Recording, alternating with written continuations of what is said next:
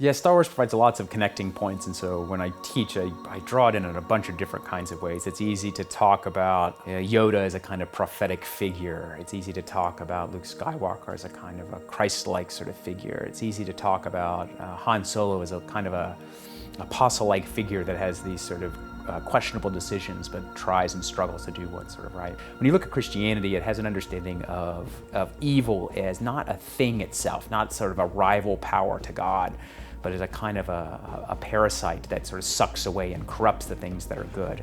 It's a privation.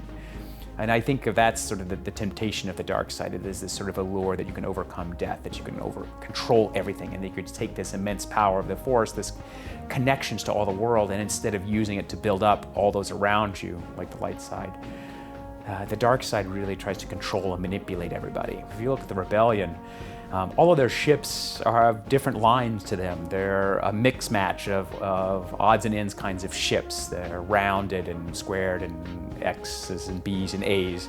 All of the leadership is a variety of people, men, women, aliens. You have a bunch of different leaders at different times. They draw in people with shady backgrounds. They've drawn people that were good from the beginning. And I use it actually when I teach Paul's letter to the first church at Corinth, because it talks about all the many gifts of the church and that they're all united in love. And he talks about how each of those sort of gifts is supposed to be at the service of other people, not to build yourself up, but to build up the whole community. So I said, that's the rebellion.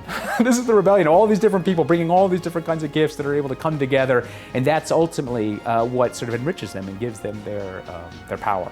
And that, to me, sort of is why Star Wars speaks to me, both in all of my sort of moral theology courses, both that providing with that large vision of the universe, one bigger than what we can see in front of our eyes.